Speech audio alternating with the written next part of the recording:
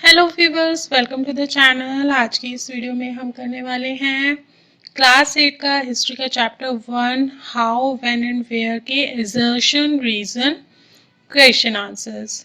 Viewers, video शुरू करने से पहले आपको बता दें कि इस चैनल पर दिखाई जाने वाली सभी videos classes wise different playlist में ग्रुप की गई हैं और सभी प्लेलिस्ट के लिंक आपको डिस्क्रिप्शन बॉक्स में मिल जाएंगे। वहां से जाके आप डिफरेंट क्लासेस के डिफरेंट वीडियोस देख सकते हैं। तो चलिए शुरू करते हैं हमारी आज की वीडियो। हमारा जो आज का टॉपिक है असर्शन रीजन क्वेश्चन आंसर्स का है, उसमें जो डायरेक्शंस गिवन होते हैं वो है option 1 is both A and R are true and R is correct explanation of A. Next option is A is true but R is false. Next is A is false but R is true and next is both A and R are false. ये directions हैं, ये options given होते हैं और इनके according हमें answers करने होते हैं। Let's start the video. Our first assertion is India became colony of England in 18th century. 18th century में इंडिया इंग्लैंड की कॉलोनी बनी थी। Reason provided is the main purpose of colonization for the imperialist country was to derive maximum benefit for itself by exploiting the economy of its colony. Colonization का main purpose क्या होता है? Imperialist countries मतलब जो powerful country होती हैं जो दूसरी वीक कंट्रीज के ऊपर अपना रूल करती हैं, तो उन्हें इंपीरियलिस्ट कंट्री कहते हैं। तो इंपीरियलिस्ट कंट्री कॉलोनाइजेशन क्यों करती हैं? टू डिराइव मैक्सिमम बेनिफिट, ज़्यादा से ज़्यादा बेनिफिट लेने के लिए by exploiting the economy of colony. Colony की इकोनॉमी को एक्सप्लॉइट करके, वहाँ के लोगों को एक्सप्लॉइट करके, वहाँ के जो कमर्शियल एक्टिविटीज़ हैं उनको अपने कंट्रोल में लेकर। Let's see the answer. Both A and R are true and R is correct explanation of A. दोनों ही स्टेटमेंट ठीक है और जो रीजन प्रोवाइडेड है वो assertion को एक्सप्लेन भी करता है, क्योंकि इंडिया जो है 18th सेंचुरी में इंग्लैंड की कॉलोनी बनी थी। इंग्लैंड ने अपना कंट्रोल कर लिया था इंडिया पे। और कॉलोनाइजेशन होता क्यों है?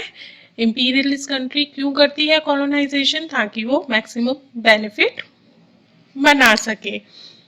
ठीक है ना? तो both statements are true. Next assertion is British felt that all important documents and letters need to be carefully preserved. British people जो थे, ऑफिशियल्स जो थे, वो मानते थे कि जितने भी डॉक्यूमेंट्स हैं, लेटर्स हैं, उन सबको केयरफुली प्रिजर्व किया जाना चाहिए। Reason provided is once this was done things could be properly studied and debated anytime. उनका ये मानना था कि अगर एक बार प्रिजर्व कर लिया जाएगा इम्पॉर्टेंट डॉक्यूमेंट्स को, तो उनको कभी भी पढ़ा जा सकता है, उनके ऊपर कोई डिस्कशन किया जा सकता है, डिबेट की जा सकती है। So record rooms were set up adjacent to all its administrative institution. और इसी चीज़ को ध्यान में रखते हुए ब्रिटिश ने क्या किया था कि जो उनके एडमिनिस्ट्रेटिव इंस्टीट्यूशंस थे उनके बराबर में उन्होंने रिकॉर्ड रूम्स बनाए थे, जहाँ पर सारे इम्पॉर्टेंट जो डॉक्यूमेंट्स होते थे उनको प्रिजर्व करके रखा जाता था। दोनों ही स्टेटमेंट यहाँ पर सही लग रही है। Let's see the answer now. Answer is both A and R R true and R is correct explanation of A. दोनों ही स्टेटमेंट ठीक है और रीजन जो प्रोवाइडेड है वो भी ठीक है, क्योंकि ब्रिटिश गवर्नमेंट को ऐसा लगता था और उन्होंने रिकॉर्ड रूम्स भी बनाए थे और रिकॉर्ड्स को प्रिजर्व करके भी रखा था। Next assertion is information found from old newspapers and magazines is different from official records. ये माना जाता है कि जितनी भी इंफॉर्मेशन मिलती है, इंफॉर्मेशन हमें newspaper, magazines, letters, official records, इन सब चीज़ों से ही मिलती है। तो जो न्यूज़पेपर और मैगजीन्स से जो इंफॉर्मेशन मिलती है वो ऑफिशियल रिकॉर्ड से डिफरेंट होती है। ये assertion है। And reason provided is it is because information found in newspaper and magazine not worthy of trust. Reason जो कहता है कि वो कहता है कि इंफॉर्मेशन जो मैगजीन में और न्यूज़पेपर में होती है वो ट्रस्टवर्दी नहीं होती, इसलिए वो डिफरेंट होती है। ये स्टेटमेंट गलत लग रही है। Let's see the answer. A is true but R is false. R गलत है, रीजन प्रोवाइडेड जो है वो गलत है। इंफॉर्मेशन डिफरेंट होती है लेकिन उसके पीछे का जो रीजन है वो क्या है? Government record tell us only about administrative measures and what British built to preserve, wishes to preserve for posterity. Government जो होती है वो सिर्फ उन्हीं चीज़ों का रिकॉर्ड बनाती है जो कि उनके लिए हेल्पफुल होते हैं, जरूरी होते हैं, जो एडमिनिस्ट्रेटिव मेजर्स के लिए रिक्वायर्ड होते हैं। ठीक है।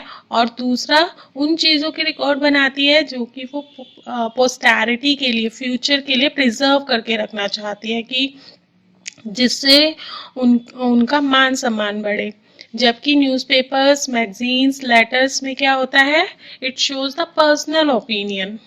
लोगों की जो पर्सनल ओपिनियन होती है वो पता चलती है और रियलिटी पता चलती है उस पीरियड की, कि जो कॉमन पीपल है वो क्या फेस कर रहे थे, किस तरह का टाइम फेस कर रहे थे, रियलिटी क्या थी उस टाइम की। क्योंकि जो न्यूज़पेपर होते हैं, लेटर्स होते हैं, वो पर्सनल ओपिनियन शो करते हैं।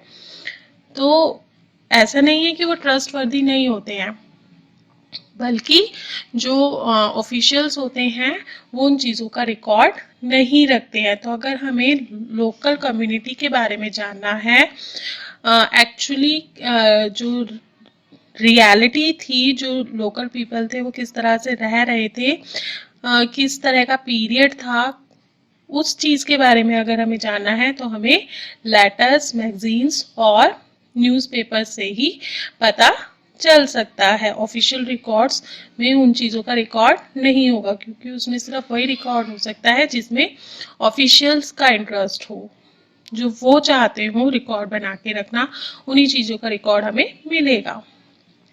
That is all for today. I hope आपको वीडियो पसंद आई होगी। आपको वीडियो कैसी लगी कमेंट बॉक्स में कमेंट करके जरूर बताइए। अगर आपको वीडियो पसंद आई हो तो वीडियो को लाइक कर दीजिए, फ्रेंड्स के साथ में, रिलेटिव्स के साथ में ज़्यादा से ज़्यादा शेयर कर लीजिए।